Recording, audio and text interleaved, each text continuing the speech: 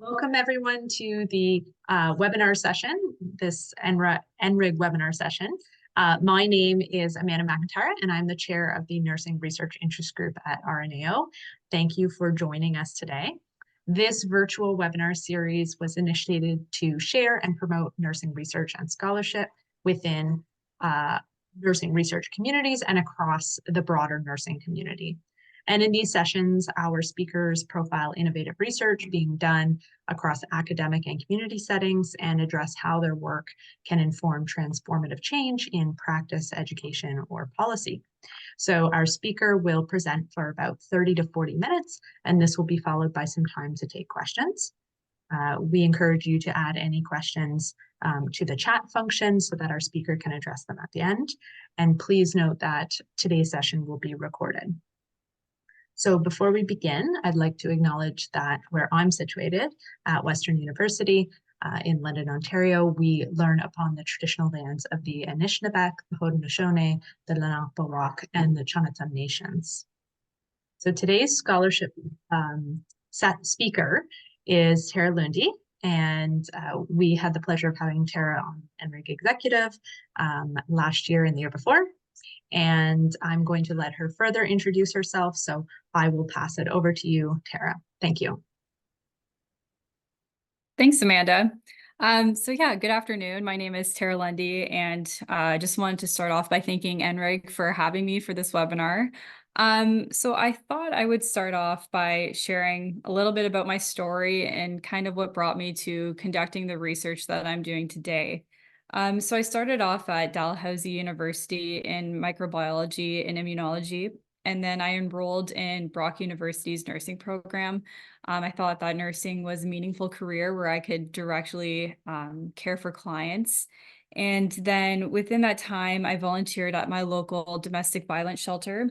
It used to be called Women's Place, but now it's Birchway Niagara. And from those experiences, I became more aware of the ubiquitous nature of violence taking place in my own community. And that influenced me to become a registered nurse in the sexual assault domestic violence program at Niagara Health. I'm now at St. Joe's Healthcare London in the concurrent disorders program. But it was those experiences that kind of influenced me to do a master's in nursing and do a thesis on intimate partner violence in that area. So I did this study with Dr. Joanne Crawford from Brock University in the Department of Nursing, and the title is A Fire in My Belly, the Health of Community Workers Who Support Women Survivors of Intimate Partner Violence, or IPV. So I'll start out by providing some background information on IPV, what an IPV community worker is in this study, a brief overview of our narrative literature review, the research aim and questions, the methods, the findings, and then the discussion is a focus on health promotion and intersectoral collaboration. So what is IPV? According to the World Health Organization, it's a worldwide public health issue. It's defined as behavior by a current or ex-intimate partner that causes sexual, psychological, and physical harm.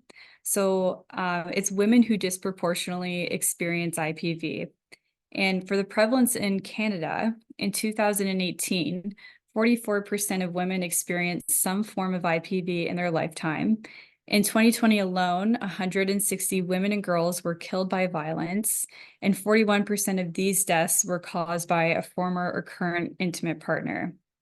In Ontario in 2018, 24% of women experienced physical and sexual assault by intimate partners, but that doesn't account for the emotional abuse that they may have experienced. And then in January 2022, intimate partner femicide continued to be the most common type of femicide. So because it's women who disproportionately experience IPV, that's why the study focuses on the community workers who support women survivors of IPV. And then an IPV community worker. So in this study, those workers are employed in a nonprofit setting. So that's not publicly funded or bound by government policy or practice. So for example, that setting may be an emergency domestic violence shelter, women's aid, or victim services, for example. And these workers provide extensive immediate and long-term assistance to survivors. So they provide counseling and therapy, crisis lines, housing support, advocacy, and they raise public awareness on IPV. And the demand for these workers' services have been increasing. So, for example, from 2020 to 2021, local emergency shelters in Niagara had a combined total of over 12,400 crisis and support calls, nearly 300 shelter stays, and they received a 21% increase in demand across all areas of programming. So, given that working life conditions is a key social determinant of health, and the fact that these community workers are directly and repeatedly exposed to traumatic acts of violence in their everyday work lives, it's important to understand how their work experiences may influence health, wellness, and their ability to cope. So, we first started out by conducting a narrative literature review to understand and explore what is known about the health of IPV support workers. And this review isn't the focus of the presentation, but we did generate 4 themes. And the first one is that the IPV support workers worked in diverse settings where they had unique roles, responsibilities, and their education varied. Some studies did report on meaningful aspects of IPV work and helpful coping strategies, but it was the majority of studies that reported adverse experiences that may contribute to poor health outcomes. However, what we found is that community workers in nonprofit organizations were often overlooked, and these studies didn't directly focus on the workers' health and wellness. Also, the majority of studies were conducted outside of Canada, where there may be differences in the workplace and healthcare systems, the policies and practices, and the overall sociocultural context. So this narrative literature review is fully published in the Trauma, Violence, and Abuse Journal. And this brought us to the current study and how there's a need to explore nonprofit community workers' work experiences in relation to health and wellness. So our first research question is what is the experience of working with women survivors of IPV among community workers in the Niagara region? 2 is how do community workers who work with women survivors perceive their work in relation to being meaningful, manageable, and comprehensible? 3 is how does supporting women survivors of IPV in Niagara influence community workers' relationship with others? And 4 is what resources or strategies will assist these workers in Niagara to cope with their work? So this study followed a naturalistic approach that's framed within an interpretivist view, and we used the salutogenesis theoretical model in the context of work to help guide the study. And in this model, health is a continuum where one end is complete health and wellness and the other end is complete illness. And then it's a worker's work experiences, their work stressors, the resources that are available to them, or their coping strategies that shape their positioning on this health continuum. We use a qualitative descriptive design to gain in-depth insights from the community workers. We purposely selected participants that met the inclusion criteria. So that was community workers employed in a nonprofit setting in the Niagara region, and they had to work directly with women survivors of IPV. The exclusion criteria included any community worker who only supported child survivors because their experiences may differ. And then for our recruitment strategy, I had a previous established relationship with some of the sites. So the directors agreed to distribute my participant invitation letter, and they also agreed for me to come into their site and present a short presentation to their workers. So I conducted semi-structured individual interviews to 4 diverse organizations, and we used Brown and Clark's methods for thematic analysis to analyze the data, and data was managed manually through Microsoft Word. We obtained ethics clearance from Brock University, and our data trustworthiness strategies included member checking, peer debriefing, and the diverse transcripts were reviewed and the themes were reassessed by Dr. Crawford. So now moving on to the findings. In total, we had 19 participants from 4 organizations, as I mentioned, and they all identified as female, although this wasn't a criteria for them to be a female community worker. They only had to support women survivors of IPV. They varied by their education, their position titles, their IPV work experiences, and their relationship status. And back to the salutogenesis theoretical model, we depicted the 5 themes and the sub-themes on this health continuum that I was describing earlier. Please note that some of the quotes by these community workers may be a bit triggering for some people. And the first theme is mental processing and alterations, and it's placed on the ill end of the continuum. So the first sub-theme is the weight of women's trauma. So the majority of community workers shared how processing women's traumatic stories and seeing the physical consequences of the women's abuse manifested into unpleasant emotional and physical symptoms. So for example, community worker 16 shared, "There's still things in my head that women have told me and shared with me that I'll never forget. This one woman, her husband used to hold her over the stove, turn the stove on, and held her over until her skin would start to burn. Physically, even now, it makes me feel sick." Internal and external turbulence. So this sub-theme is about how their work created a sense of unease and uncertainty that influenced their social life outside of work. So, for example, many community workers explained how they could no longer be a venting outlet for friends and family because they were emotionally exhausted from supporting women in crisis all day. Community worker 3 said, "I seem to become the person people always go to. I'm exhausted. I'm giving all my time and energy and emotional mental capacity to strangers in a sense. And now I don't have anything left to give to the people that I probably should be because they're my family or friends." And then additionally, other community workers explained how they experienced an increased heightened sense of safety. Um, they weren't able to trust others, and they always saw red flags, specifically in men. And then some were saying that they felt that they were being overly quiet or that they would lash out and be snobby to their own intimate partners from their work experiences. And then the second theme is unmanageable structural challenges. And this is also placed on the ill end of the continuum because it's the challenges that weren't within the workers' control and made their experiences feel unmanageable. So the first sub-theme is struggling with quantity over quality of services. So the workers described how developing quality relationships with survivors was a motivating aspect of their work. However, they felt that insufficient staffing levels and the increasingly heavy workloads didn't allow them the time or capacity to develop those relationships or provide the personalized support that these survivors needed. So this in turn made the community workers feel stressed, burnt out, or they experienced compassion fatigue. So community worker 12 said, "I do find it stress-inducing, and the sense of that juggle between quality and quantity, because it's not okay to give mediocre service to hundreds versus quality service to, let's say, 60. And then community worker 8 said, "We work in crisis and we support people in crisis.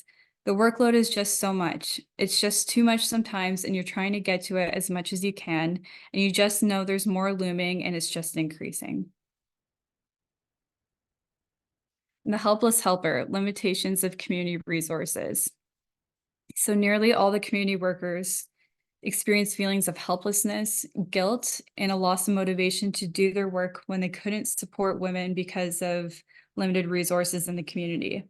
So first, they shared how mental health and addictions was often interconnected with IPV, and that they wish for additional resources, education, and training so that they can navigate these complex situations. And then community worker 5 provides an example related to limited housing options for survivors. She said, "Women could be homeless for 10 years waiting for a place. So I think helplessness in situations like that where you want to support someone, you know they're asking for help to get housing, but it's kind of out of your hands as well." And then community worker 18 shares how she felt like a failure if the women returned to their abuser. She said, "It's not an easy thing, so my sadness comes when a woman chooses to go back to that abusive situation. I feel like I'm failing them." "A fire in my belly, frustrated by the injustices for women." So this sub-theme describes how the community workers felt frustration, powerlessness, and anger related to the injustices and the lack of empathy towards women, specifically within the legal system. So community worker 13 here expressed her anger towards the court process for women. She said, seeing women go through the court system, being torn down, and to watch the injustices is really hard. The fire in my belly just gets really large with that. There's a lot of times where I feel like this is just unfair. This woman deserves so much more than this. And now we're moving over to the wellness end of the continuum. And this third theme is women empowering women. Meaningful contributions to a women's healing journey. So helping others and helping women to progress in their healing journeys gave all the community workers a sense of meaning and purpose in their work. So community worker 11 said, what's meaningful to me is being able to be a person that women feel like they can turn to. It means so much to me that they think of reaching out to me when they're having a hard time, and that there's an opportunity for them to feel safe, show who they are, and invite me into their vulnerable internal world. I think it's a big privilege, and I feel really honored to do that for women. And then in turn, it was the survivors' strength and resiliency that was inspiring to these workers. And it motivated them to self-reflect and grow from their own personal challenges, such as relationship conflicts with their own intimate partner. So community worker 12 shared, I get to see women show up for themselves. I get to hear them talk about their strengths, and they show up with courage even when they don't want to or when it's difficult. I think it's inspiring in terms of seeing their vulnerability. And then theme 4 is unique ways of coping. And this is also placed on the wellness end of the continuum because it's the strategies that helps them cope with work-related stressors. So individualized self-care. The community workers described several different self-care strategies that helps them cope with the work-related stressors. So for example, they practice compartmentalizing their emotions. Many workers went to counseling and therapy, or they engaged in leisure-based activities like gardening. But one that I found interesting was that the workers shared how they avoided social media or violent TV shows as a method of self-care. So community worker 1 said, people will ask me, what do you watch on Netflix? I don't like to watch things where people kill, stalk, or cut other people up. I need to spend that time relaxing. I need light stuff that lifts that away. And maintaining a social support system, specifically with coworkers or supervisors, was found to be a helpful way of coping because those are the people that can relate to their stressors the best. So for example, debriefing helped community workers navigate tough client situations and provided them with validation so then they didn't have to ruminate on complex situations. So community worker 2 said, knowing that you can talk to your employer is super important. I've been in roles where I didn't have that luxury. I think in this field, you need to feel more comfortable to talk to your coworkers and supervisor about your own personal issues because you need to be mentally okay to do this role. And the final theme is recommendations for system improvements. And it's located in the middle of the continuum because if the recommendations are implemented, it could promote their health and wellness. Recognition of a gendered workforce. So it's important to recognize that it's women who are primarily engaged in these roles of supporting survivors of IPV, and that their work-related stressors may compound the stressors of balancing other social identities, like being a wife, a mother, or a primary caregiver. So community worker 6 shared, I feel like there's a lack of understanding on what I have to balance every single day with kids and home life and being everything, like being the organizer, the taxi driver, the coordinator. When you talk to anybody who has a partner and family, just other women in general often feel the same way. They're kind of burning the candle at both ends sometimes, and it's really hard to get that balance and to not have mom guilt. So these workers emphasize the importance of having independence, not feeling micromanaged, and to have flexible work hours to maintain a work-life balance. And the final sub-theme is valuing emotional work, and this highlights the importance of valuing the work that they do and their ongoing exposure to the survivor's trauma. So the community workers express the need to feel valued through greater financial incentives, such as increased wages, improved health benefits, and to promote worker retention. So community worker 2 shared, You really do deal with a lot. You go through a lot and you're really helping other people. So I think there's a lack of acknowledgement for that.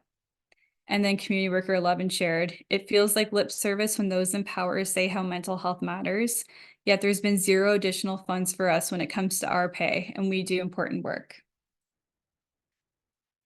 So this kind of brings me to the discussion and the focus on health promotion and intersectoral collaboration. So it's part of the primary healthcare principles to strengthen intersectoral collaboration, promote healthy lifestyles for all Canadians, and to prevent chronic diseases.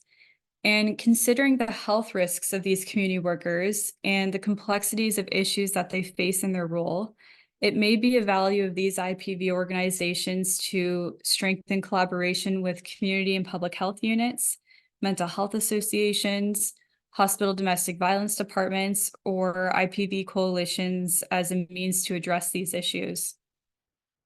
So one area of focus could be to create awareness on the health consequences of their work and to promote the need for primary prevention strategies.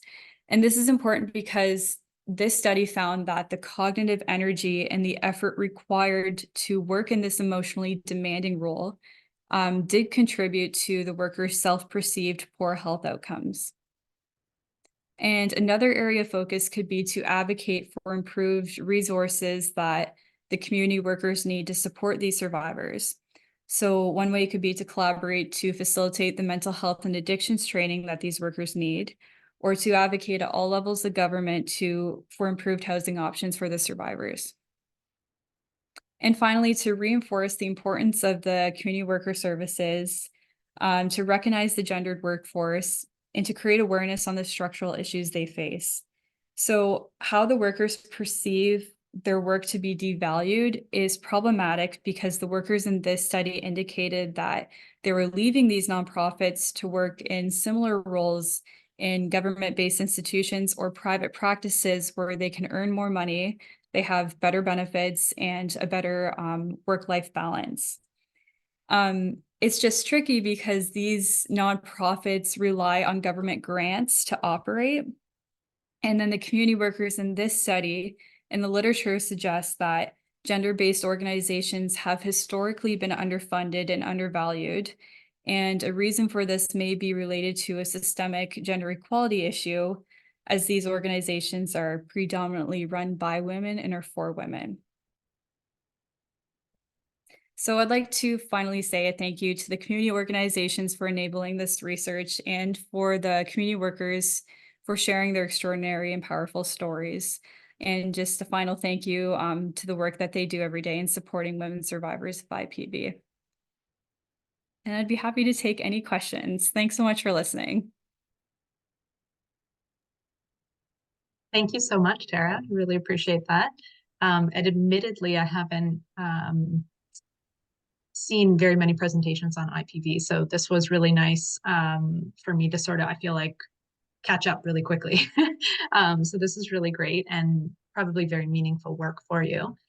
We don't have any questions in the chat, but I just did want to ask you what might be in the future. I know previously we had talked about doing some more work, perhaps as a research assistant or maybe even a PhD. Have you, considered more of that?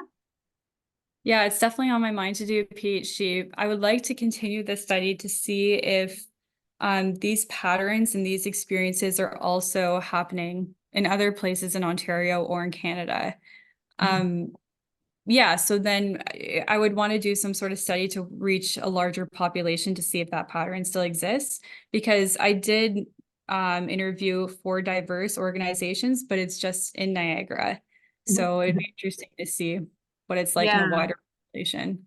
Yeah, and even I'm thinking even remote locations, like what's the experience like, further north, for example, because it's so different in Canada. And I know it's qualitative and you're not looking for these kinds of themes necessarily, but I'm always curious about how experiences change between less experienced and more experienced workers, and how does that change their perceptions of their experience. It was interesting. I didn't include this in the presentation, but I did mention how one way that was a method of coping for these workers was they practiced compartmentalizing their emotions. But it was one worker who was a more experienced worker. She said it took her 30 years to actually successfully compartmentalize her emotions and to balance like that work life, Right. those work life stressors. So Wow. like you think that somebody who is more experienced may be able to handle those things better, but she said it took her 30 years too. So Yeah. Julia, you have your hands raised. Hi, Tara. First of all, great presentation. I'm a first year master's student at Western, actually. I'm doing research within intimate partner violence and specifically like the stigma that mothers experience mhm, while also experiencing intimate partner violence. mhm. So my question to you was, like, did any of your participants like disclose having a previous experience of themselves, like experiencing IPV or like having those experiences within their family and then how that impacted their work? And then if not, like, is that a potential area that you're further interested in exploring? That is interesting. They didn't disclose that. I didn't really ask them something that would possibly lead them to disclosing that. But I do know that many of these workers do have a past of intimate partner violence and that inspired them to kind of work in this field. But I didn't get anything from that from this study. That would be really interesting to see for the future, though. Thanks for answering the question. Thanks, Julia. Well, Tara, thank you so much again for coming back to NRIG and doing this webinar. I'm glad we've given you another opportunity to do your presentation after your defense. Yeah. Thanks so much. Yeah, it was nice seeing you, and good luck in hopefully your future study. I hope you keep going with it. Thanks so much, Amanda. And thanks, Julia, for your question.